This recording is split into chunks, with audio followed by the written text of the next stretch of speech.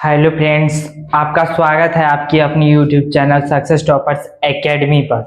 तो आज हम पढ़ने वाले हैं क्लास 12th का फर्स्ट चैप्टर हिस्ट्री का हड़प्पा सभ्यता। हड़प्पा सभ्यता में क्या क्या पढ़ना है इसको आज हम देखने वाले हैं, और इस वीडियो के देखने के बाद ही आप चैप्टर की वीडियो को देखेंगे, मैं यही आशा करता हूँ। चलिए देखते हैं हड़प्पा सभ्यता में क्या क्या चीज को हमको पढ़ना जरूरी होता है और जो कि एग्जाम में भी पूछा जाता है। चलिए पढ़ते हैं। देखिए, कल्पना कीजिए आज से 5000 वर्ष पूर्व एक जगह रहा होगा जहां पर आज ही के भांति जिस टाइम में हम अभी पढ़ा रहे हैं, चाहे आप पढ़ रहे हैं, उसी के भांति वहां पे एक आदमी रहता होगा। वहां पे वो जो भी क्रिया करता रहा होगा, जो सामान यूज करता होगा, वो तो वहां समय उस टाइम में था। अचानक वहां पे या भूकंप आ गया होगा, वो मिट्टी के तर में धंस गया और ऊपर से पूरा एकदम जो भी धूल मिट्टी था जम गया। तो जहां पर जो उस व्यक्ति का घर रहा होगा उस पर तो ऊंचा टाइप की हो गई होगा ना। चलिए, उसी तो जो ऊंचा टाइप के हो गया होगा, तो मानिए 100 साल के बाद अगर वहां पे कोई आदमी आएगा, वहां पे बैठेगा, तो सोचेगा नहीं ये यूज क्या है।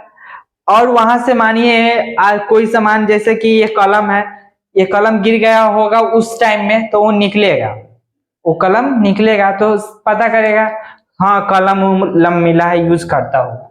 तो उसी के भांति देखेंगे कि हड़प्पा सभ्यता कहाँ पर था और क्या क्या पढ़ना है। चलिए, पूरा हड़प्पा सभ्यता में हम फर्स्ट बार पढ़ेंगे हड़प्पा सभ्यता है क्या।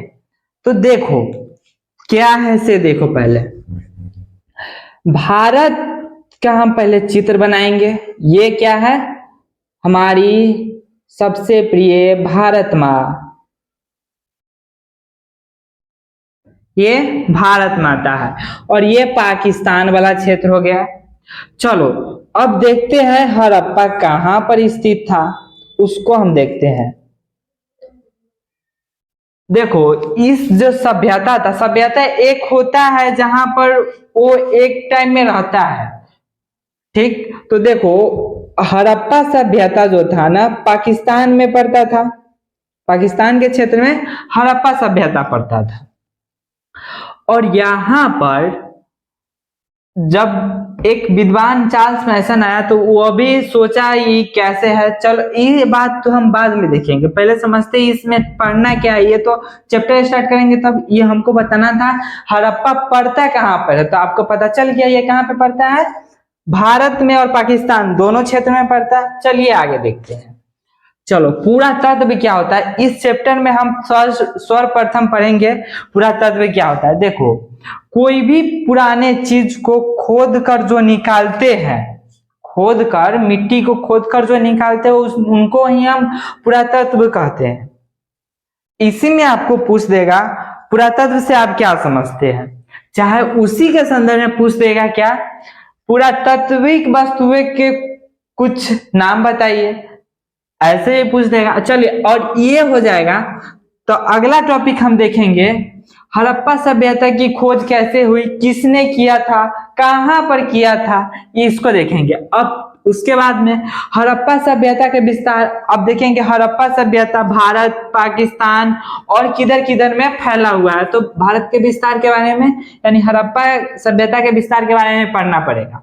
अब देखेंगे हड़प्पा सभ्यता जो था वो किस काल में था, उसका समय, उसका तिथि क्या था, ये भी देखेंगे। और आगे हम देखेंगे कार्बन 14 विधि क्या होता है। कार्बन 14 जैसे कि हम एक विधि नहीं करते, खाना बनाते, तो ये भी एक विधि होता है। उसी संदर्भ में कार्बन 14 विधि क्या होता है, ये भी चाहिए ना। उसके बाद हम देखेंगे हड़प्पा सभ्यता के नगर कैसा था, क्योंकि वो नगरीय सभ्यता था, तो उसका देखेंगे ना नगर। जैसे आज हम देखते हैं, हम मुजफ्फरपुर से बिलोंग करते हैं, तो मुजफ्फरपुर में है, नाली बना हुआ है, सड़क अच्छा खासा है, ये सब है ना। तो उस समय में यह एक क्या था, नगर था, मुजफ्फरपुर के भांति। तो उसमें भी अच्छी अच्छी चीजें थी। चलिए, अब उसको देखने के बाद हम देखेंगे पुरातत्व के सर्वेक्षण, पुरातत्व के विभाग के आदमी, जैसे कि एक संगठन, हम पुलिस कर्मियों का संगठन को बता लेते हैं। तो पुलिस कर्मियों का संगठन, जैसे कहीं पे कोई अपराध हो जाता है, कितना सारा आदमी चल जाता है, तो वह संगठन के जितना आदमी रहता है सब तो चल जाता है वहां पर। उसी के संदर्भ में देखेंगे से हड़प्पा पुरातत्व के सर्वेक्षण में जो हेड रहता है उसको बारे में पढ़ेंगे, और फिर उसके बाद पढ़ेंगे हड़प्पा सभ्यता की सीमा किस किस देश से जुड़ा हुआ है, इसका सीमा। उसके बाद देखेंगे नगर योजना, उस समय नगर के बसाने का क्या क्या तरीका था, नगर किस तरीके से मायने रखता था से यह नगर कहाएगा।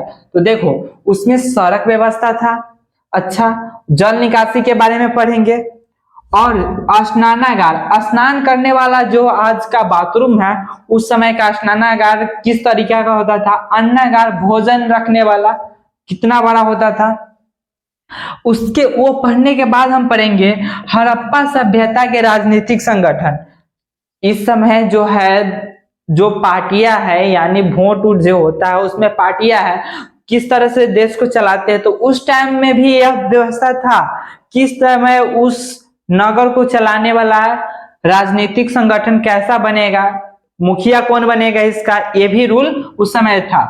और उसके बाद देखेंगे उसका सामाजिक जीवन, उसका जीने का तरीका क्या था, क्या वह खेती करता था, क्या वह नौकरी करता था, इस सब के बारे में पढ़ेंगे। अब देखेंगे उसके धार्मिक जीवन, वो किन देवी देवताओं का पूजा करता था,